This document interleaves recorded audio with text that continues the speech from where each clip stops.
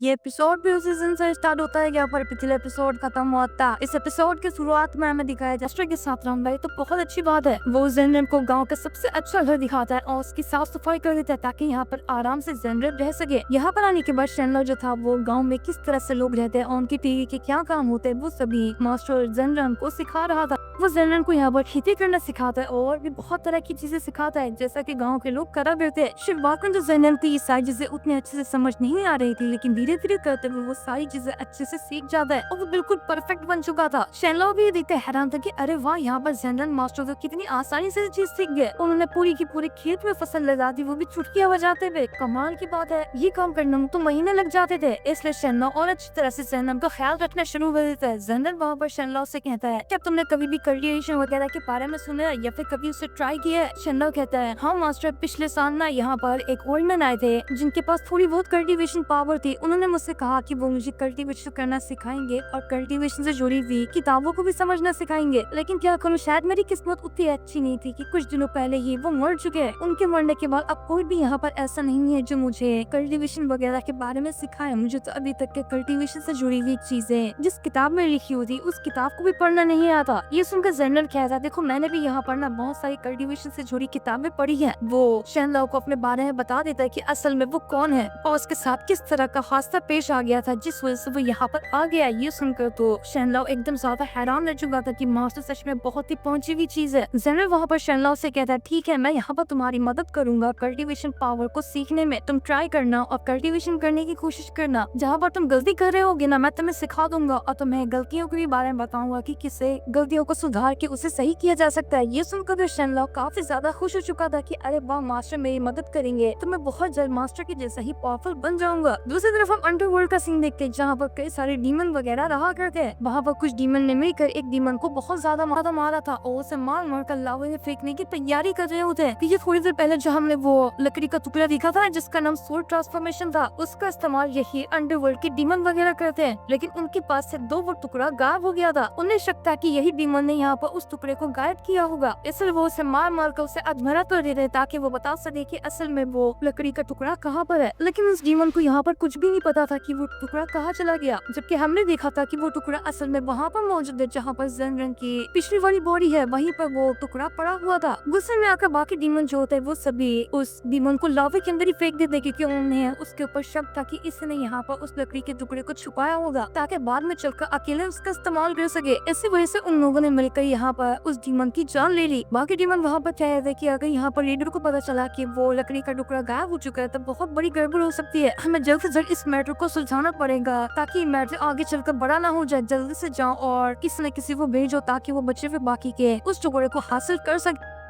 अब रात को शेनलो जो होता है वो वहाँ पर कल्टीवेशन करते हुए अपना ध्यान लगाने की कोशिश कर रहा था। वो पहले खुद की बॉडी को स्टेबल करने की कोशिश कर रहा था जैसा कि जेनरन ने उसे करने के लिए कहा था। लेकिन जेनरन बताता है कि तुम बहुत जल्दी यहाँ पर गहरी गहरी सांसें ले रहे हैं, ऐसा नहीं करना है। तुम्हें पहले खुद के मन को शांत करना है, उसके बाद आराम आराम से तुम्हें यहाँ पर सांसें लेनी है जिस वजह से तुम्हारी बॉडी हल्की हो जाएगी और उसके बाद तुम कल्टीवेशन का प्रोसेस शुरू कर सकते हो। ये सुनकर शेनलो भी हैरान था कि अरे वाह, मास्टर को तो कितनी सारी चीजें पता है। लेकिन अभी उसे यहाँ पर असकत लग रही थी कल्टीवेशन करने में, इसलिए वहाँ पर कीड़े मकोड़े जो होते हैं उन्हें पकड़ना शुरू कर देता ताकि उनके साथ वो खेल सके। जेनरन उसे यहाँ पर चीजें बताया था लेकिन यहाँ पर शेनलो तो उन कीड़ों के साथ खेल रहा होता है, वो मस्ती कर रहा था वहाँ पर। जैसे जेनरन शेनलो को ये करते हुए देखता है, शेनलो घबरा जाता है और जल्दी से शराब के पास आता है ताकि वो जेनरन के लिए शराब निकाल कर दे सके।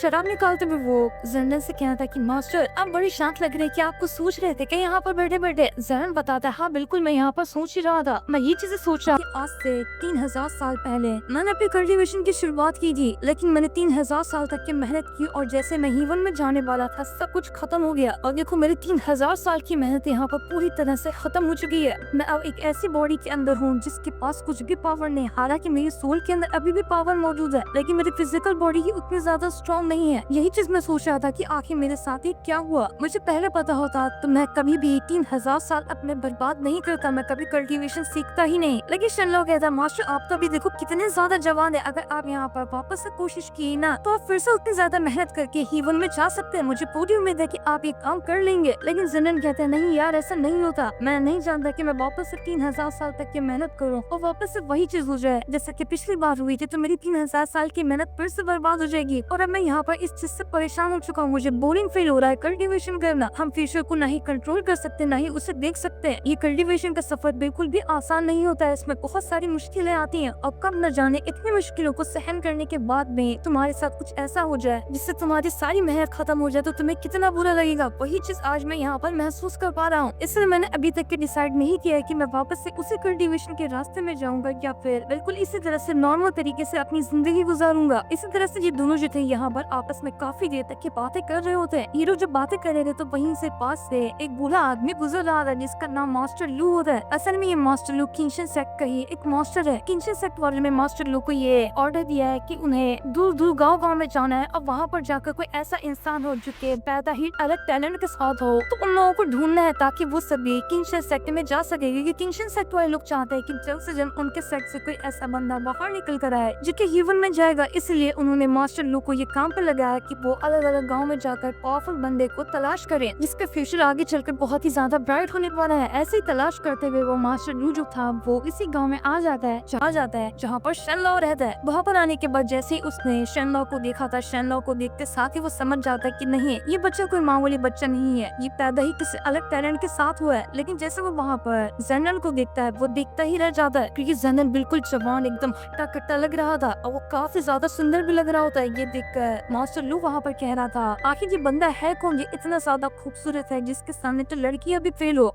बिल्कुल अलग ही पर्सनालिटी रखने वाला बंदा इस मामूली से गांव में क्या कर रहा है। मैं यहाँ से उसकी कल्टीवेशन पावर महसूस कर पा रहा हूँ कि उसके पास कोई पावर नहीं है, पर तब भी देखो इसकी पर्सनालिटी बिल्कुल ही हटके लग रही है। ऐसा लग रहा है कि ये कोई बहुत ही ज्यादा पावरफुल कल्टीवेटर होगा। मास्टर लू यहाँ पर आकर शेनलॉ से परमिशन भी लेता है कि क्या वो उसके सेक्टर में चलना चाहता है ताकि वो उसे वहाँ पर एडमिशन दिलवा सके। उसके बाद वो उसे कल्टीवेशन करना सिखाएगा। शेनलॉ वहाँ पर जनरल से कह रहा था कि मास्टर क्या मैं वहाँ पर जाऊँ, अगर आप कहेंगे तो जाऊँगा, नहीं कहेंगे तो नहीं जाऊँगा। पर जनरल जो होता है उसे परमिशन दे देता है कि ठीक है ये तुम्हारे लिए बहुत अच्छा ऑफर है तो तुम्हें वहाँ पर जाना चाहिए। मैं खुद तुम्हारे साथ चलता हूँ ताकि देख सको कि असल में वहाँ का माहौल किस तरह का है। ये सुनकर शेनलॉ काफी ज्यादा खुश हो गया था और वो वहाँ पर मास्टर लू के साथ किंशन सेक्ट में जाने के लिए मान जाता है। इसलिए अगले दिन से ही वो तीनों की तीनों वहाँ से किंशन सेक्ट में जाने के लिए अपना सफर शुरू कर देते हैं। किंशन सेक्ट जो है वो बहुत ही ज्यादा पावरफुल सेक्ट तो नहीं है लेकिन फिर भी एक मीडियम ग्रेड का सेक्ट है जहाँ पर पावरफुल कल्टीवेटर रहते हैं। अपने सेक्ट के बारे में बातें बताते हुए मास्टर लू जो था वो जनरल और शेनलॉ दोनों को वहाँ से अपने सेक्ट में ले जा रहा था। जनरल का सारा सामान जो था वो शेनलॉ ने अपने पीठ के ऊपर टांगा होता है। वो इतना छोटा सा बच्चा था लेकिन इतने सारे सामान को लाद कर ले जा रहा था। आगे चल के ये शेनलॉ काफी ज्यादा स्ट्रॉन्ग भी बनने वाला है। रास्ते में आगे बढ़ते उन्हें वहाँ पर कई सारे स्पेशल बीस्ट भी दिखाई देते हैं जो कि बहुत ही अलग तरह के दिख रहे थे। वो बीस्ट मामूली बीस्ट से काफी ज्यादा अलग होते हैं। इसके बाद शेनलॉ जैसे ही किंशन सेक्ट में आता है वहाँ आने के बाद तो उसकी आंखें खुली ही रह जाती है कि अरे वाह ये कितना सुंदर सेक्ट है, ये जगह तो बहुत ही ज्यादा प्यारी है। वो सेक्ट काफी ज्यादा बड़ा भी लग रहा था। मास्टर लू आगे बढ़ने के बाद किंशन सेक्ट के गेट के पास आता है जहाँ पर एक बंदा बैठा हुआ था जो नए आए हुए डिसाइपल को रजिस्टर करता है। वो बंदा मास्टर लू से गया था क्या वो मास्टर लू इस वक्त किसे लेकर आया हो यहाँ पर एडमिशन कराने के लिए, क्या आपको कोई पावरफुल बच्चा मिल गया जिसका फ्यूचर बहुत ही ज्यादा ब्राइट होने वाला है। मास्टर लू कहता तुम्हें कैसे पता चला? हाँ बिल्कुल मैं ऐसे बच्चे को लेकर आया हूँ जिसको मैंने देख लिया है कि वो आगे चलकर बहुत ही ज्यादा स्ट्रॉन्ग बनेगा, तो तुम फटाफट से रजिस्ट्री बुक निकालो और उसमें इस शेनलॉ का नाम रजिस्टर कर दो। उसके साथ जेनर नाम का एक और बंदा है उसे भी रजिस्टर कर लेना क्योंकि वो दोनों साथ में ही रहते हैं। शेनलॉ असल में जेनर का सर्वेंट है तो उसके बगैर वो कहीं नहीं जाएगा, इस वजह से तुम्हें जेनर को भी यहाँ पर रजिस्टर करना पड़ेगा। रजिस्टर करने वाला बंदा जो था वो शेनलॉ को देखकर काफी ज्यादा हैरान और खुश हो जाता है कि अरे वाह तुम तो सच में बहुत ही ज्यादा टैलेंटेड हो यार, मानना पड़ेगा मास्टर लू ने तुम जैसे बच्चे को कहाँ से खोज निकाला। वो जल्दी से शेनलॉ से पूछता है कि बताओ तुम्हारा नाम क्या है और तुम कहाँ से आए हो, तुम्हारा एड्रेस वगैरह बता दो ताकि मैं तुम्हारी पूरी डिटेल ना यहाँ पर बुक के अंदर रजिस्टर कर सकूं।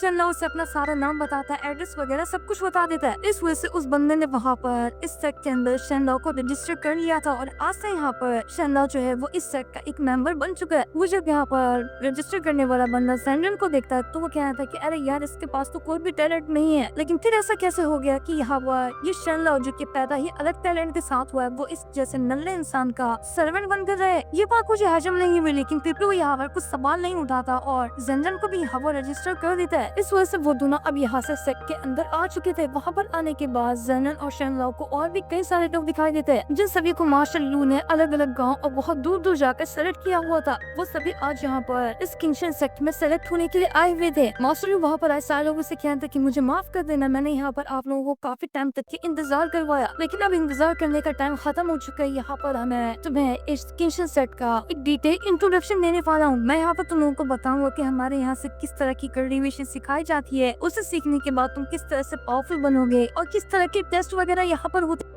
आई होप दोस्तों मेरा एक्सप्लेनेशन आप सब लोगों को जरूर से पसंद आया होगा। तो दोस्तों कमेंट करके जरूर बताना कि ये एपिसोड आप सब लोगों को कैसा लगा। और हाँ दोस्तों, मिलते हैं अगले एपिसोड के साथ, तब तक ले बाय बाय, टेक केयर।